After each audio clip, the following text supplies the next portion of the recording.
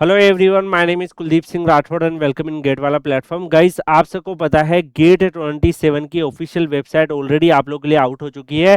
और आप में से काफ़ी स्टूडेंट अभी गेट 27 की प्रिपरेशन कर रहे होंगे डिफरेंट डिफरेंट ब्रांचेस के अंदर।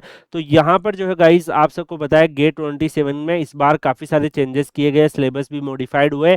उसके साथ साथ न्यू रोबोटिक्स का पेपर भी आप लोग के लिए काफ़ी इमर्जिंग पेपर है, ये भी ऐड हुआ। इसके साथ साथ अगर आप देखो गाइस, तो और भी जो डिफरेंट डिफरेंट अलग अलग जो करियर अपॉर्चुनिटीज है वो सब भी आप लोगों के लिए यहाँ पर गेट 27 से रहने वाली है। यहाँ पर डेट्स वगैरह भी आउट हो चुके हैं। इस बार एग्जामिनेशंस भी 3 वीकेंड में होंगे, तो काफ़ी सारे चेंजेस गेट 27 में हुए हैं। तो इसके साथ साथ अगर आप फॉर्म फिलिंग करेंगे तो फॉर्म फिलिंग के लिए भी यहाँ पर इस बार digi locker and facial recognition होगा। तो ये नया एडिशंस यहाँ पर भी हुआ है। तो गाइज, ये सारी informative sessions, multiple different informative sessions आप लोग के लिए गेट वाला के प्लेटफॉर्म पर प्रोवाइड कर दिए गए हैं, जिससे आप लोग सारी चीज़ों से अवेयर हैं। स्टिल काफ़ी सारे स्टूडेंट्स के दिमाग में बहुत सारे डिफरेंट डिफरेंट टाइप के सवाल आ रहे हैं। काफ़ी स्टूडेंट जो है वो रेगुलरली पूछ रहे हैं कि सर, लाइक पर्टिकुलरली क्या क्या मुझे चीज़ों का यहाँ पे ध्यान रखना चाहिए, और बहुत सारे क्यूरी भी क्वेश्चंस स्टूडेंट्स के माइंड में है।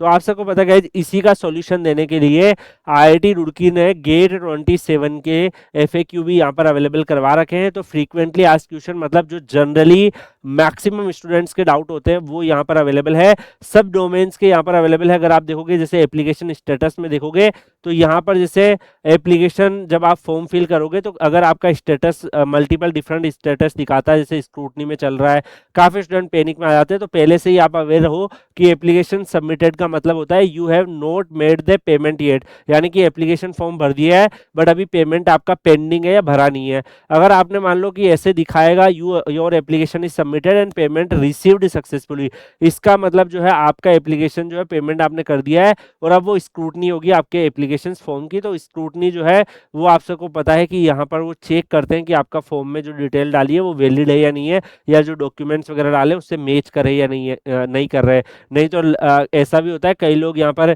बिकॉज एप्लीकेशन सबमिशन में तो कोई पेमेंट की फीस लगती नहीं है, तो कई लोग क्या करते हैं कि अंडरटेकर का फॉर्म भर दिया, ठीक है, ऐसा दिखा, फिर बोलते हैं मैंने यहाँ पे अंडरटेकर ने भी फॉर्म भरा है ना, क्योंकि एप्लीकेशन फीस उनको पे नहीं करना उस टाइम पे, ठीक है, बाद में पे करना होता है। तो एप्लीकेशन सबमिटेड में वो दिखाने लगता है। तो इस तरीके की चीज़ें जो है, इन सबको सारे जो चेंजेस है, आपके डॉक्यूमेंट वेरिफिकेशन बाकी सारी चीज़ें चेक कर स्क्रूटनी में जाता है। अगर अंडर स्क्रूटनी दिखाता है तो आप लोग को पैनिक में नहीं आना है। इसका मतलब आपका एप्लीकेशन प्रोसेस जो है वो रिव्यू है, हो रहा है, वेरिफिकेशन हो रहा है, कुछ दिनों बाद क्लियर हो जाता है। ऐसा भी नेसेसरी नहीं है कि जिस बच्चे ने पहले फॉर्म भरा है उसका स्क्रूटनी पहले क्लियर हो, जिस बच्चे ने बाद में भरा है बाद में हो। कोई बच्चा जैसे अभी फॉर्म भरेगा, इमीडिएटली हो सकता है एक हफ्ते के अंदर अंदर उसका स्क्रूटनी क्लियर हो जाए, और काफ़ी बच्चे ऐसे जो उससे भी पहले फॉर्म भरे हो और एक एक महीने में भी हो, तो ये भी चांसेस है। तो आपको पैनिक में नहीं आना, दैट इज़ नॉर्मल थिंग। इसके अलावा जो एप्लीकेशंस आपका अगर इनकम्प्लीट है, डिफेक्टिव है, तो उस केस में ये आपको जो डिफेक्ट है वो आपके एप्लीकेशन में दिखा देगा। स्क्रूटनी के बाद आप उसको रेक्टिफाई भी कर सकते हैं, और इसके लिए आपको मेल भी आता है। आप ईमेल आईडी वगैरह वही डालें जो एक्टिव है, मोबाइल नंबर वगैरह ये सब भी आता है। अंडर स्क्रूटनी में डिफेक्ट रेक्टिफिकेशन डन कर दिया, तो ये भी आपका होता है। फिर एप्लीकेशन एक्सेप्टेड, मतलब आफ्टर स्क्रूटनी ये दिखाने लगे, मतलब आपका फॉर्म जो है 100% वहाँ पे एक्सेप्ट हो चुका है। अब एप्लीकेशन प्रोसेस में भी काफ़ी स्टूडेंट्स के क्वेश्चन है कि क्या सर मैं थर्ड ईयर बीए, बीकॉम और बीएससी इन सब कैटेगरी से हूँ, तो क्या मैं अप्लाई कर सकता हूँ? Any undergraduate students currently in third year और higher year of any government approved programs जो है वो यहाँ पे अप्लाई कर सकते हैं। सर काफ़ी स्टूडेंट पूछते हैं कि third year BE but through parallel entry में आया हूँ, और second year after finalizing diploma, am I eligible to appear? Yes, you are also eligible to appear. काफ़ी स्टूडेंट पूछते हैं कि सर एज लिमिट क्या रहता है गेट में? तो यहाँ पे कोई भी एज लिमिट नहीं होता, आप सबको पता है। लास्ट ईयर भी आपने देखा होगा, उससे पहले भी देखा होगा, 69 ईयर के अंकल भी गेट का पेपर दे रहे हैं। इस चैनल पे आपको शॉर्ट दिख जाएगा, मोस्ट पॉपुलर शॉर्ट, उसमें भी आपको दिखेगा। तो एज लिमिट कुछ भी नहीं होता। एनी रिस्ट्रिक्शंस और नंबर ऑफ टाइम कितनी बार दे सकते हैं, ऐसा कुछ नहीं। जैसे बड़े बड़े एग्जाम में होता है 4 बार 6 बार, बट यहाँ पर कोई भी ऐसा नहीं है, आप कितनी भी बार दे सकते हो। गेट 27 में क्या मैं किसी भी पेपर में दे सकता हूँ? यस, अगर आपने ग्रेजुएशन किसी भी ब्रांच में कर रखी है, किसी भी पर्टिकुलर डोमेन में कर रखी है, गेट पेपर आप कोई सा भी दे सकते हो। इट नॉट नेसेसरी जिसमें आपने ग्रेजुएशन किया है उसी में आपका गेट पेपर होना चाहिए, आप कोई भी ब्रांच को चूज कर सकते हो। इसके अलावा यहाँ पर जो है एप्लीकेशंस का ऑफिशियली गोप्स पोर्टल आएगा, उस पर होगा। One email address to fill up multiple application form, नहीं, एक ईमेल आईडी से एक ही फॉर्म भरा जाता है। Do I need to fill two forms in two paper, नहीं, आप अगर दो पेपर यहाँ पे दे रहे हो तो एक ही फॉर्म में दोनों पेपर का एडिशन होगा। आपको डेफिनेटली एप्लीकेशन फीस तो पे करनी पड़ेगी, वो डबल अमाउंट रहेगा, बट आपको ऐसा कुछ भी कंपलसरी नहीं है कि आपको यहाँ पे जो है दो पेपर अगर आप भर रहे हो तो उस केस में आप लोगों के लिए यहाँ पर जो है दो अलग अलग फॉर्म भरने पड़ेंगे।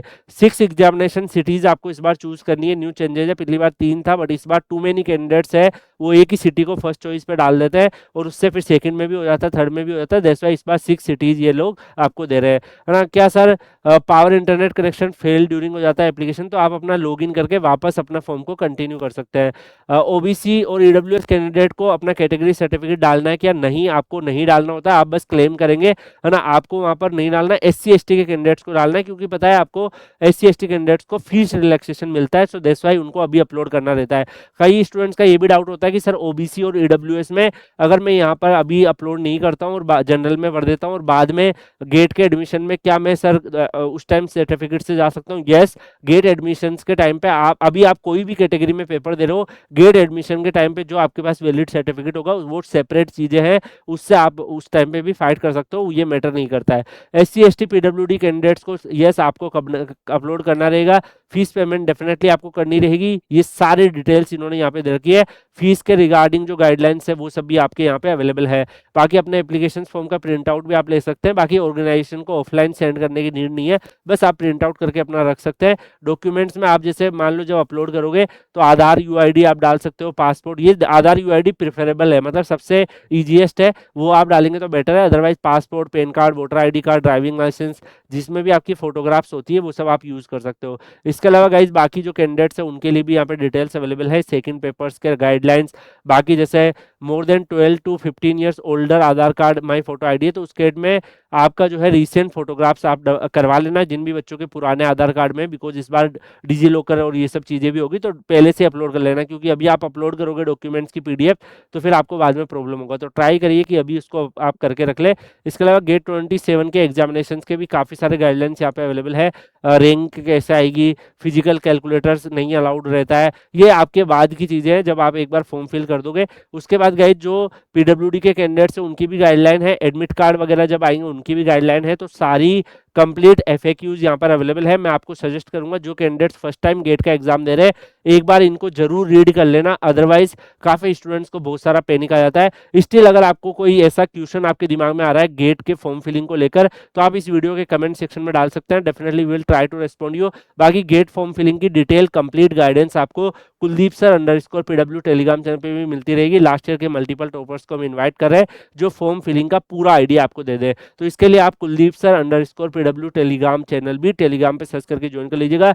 मिलेंगे हम लोग नेक्स्ट सेशन में किसी और अपडेट और इन्फॉर्मेशन के साथ, तब तक के लिए goodbye, take care, see you.